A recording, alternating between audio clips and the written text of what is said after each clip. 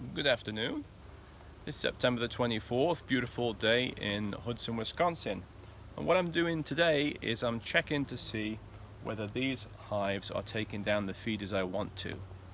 The colony is between here and here. It's a 5/5 frame nuke, and I've reduced the entrance because I was feeding it. This one was shut off, this one was open, and this is open at the bottom. And when I weighed it, it weighed 68 pounds, and experience has taught me that I need to be around 70-75 pounds of weight to be confident that I don't have to dink around in March doing any kind of emergency feeding.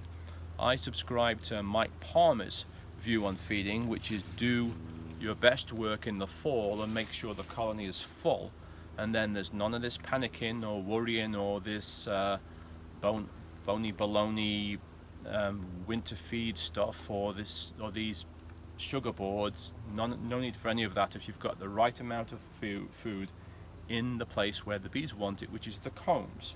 So let's see what we've got. Now, I weighed these colonies a little while ago, and when I weighed it previously, it was 68 pounds. That's the circle there, and it's colony 110/77, which to nurses sounds like a good blood pressure, but anyway, that's irrelevant. And then I added 10 pounds of syrup, because some of the syrup will evaporate. So we'll see what's going on. Quick puff of smoke. And this is just a standard bathroom scale. I'll move this out of the way. I'm just going to take the feeder off the top. Feel the feed is empty, so that's a good sign. If you look in the top of the colony, you'll see what I did was I made a little cut in this plastic greenhouse cover and peeled it back and then weighed it down by the feeder so the bees could access it through here.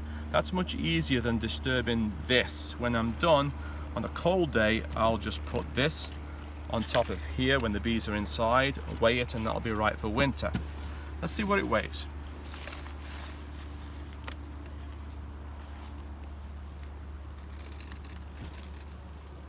I can feel it's heavy, but without a number it doesn't mean anything. If you come onto this side, you'll see that says 76 pounds. So that is set up pretty well for winter. So what I'm going to do now is put it back where it was.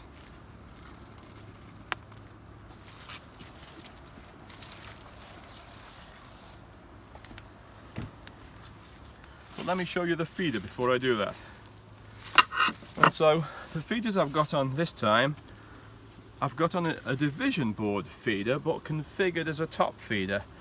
And so I have I'll peel back this greenhouse cover. You see I've put these two little strips of wood here, actually 3 strips of wood, so that the bees can tunnel in and out and get the food. And when I peel this back, you see the division feeder and the bees are in there. And the feeder's empty, I can tell that. But right now, I'm not going to disturb all these bees. I'm just going to put them back on top of here. Put the lid on. Put that back on top. And that's all it takes. Now, when I put these feeders on the hives, it was easy to access because it was cold. It was in the 30s, but we had 2 days when it was 30s at night and less than 50s in the day, and the bees weren't going up to get the syrup, and I was a little concerned about that. But we've been saved by this warmer weather. They've gone up, they've emptied it down, and we're good. Otherwise, what I could have done is inverted jars. But I like these particular feeders, these division feeders with the cap and ladder, because it allows me to put the right amount of syrup in there one time.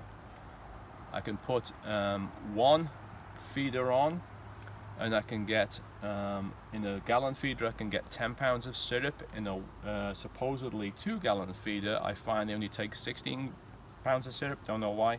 I can put 2 of them if the thing was really dry. But That's just how I've been feeding this fall. Thank you.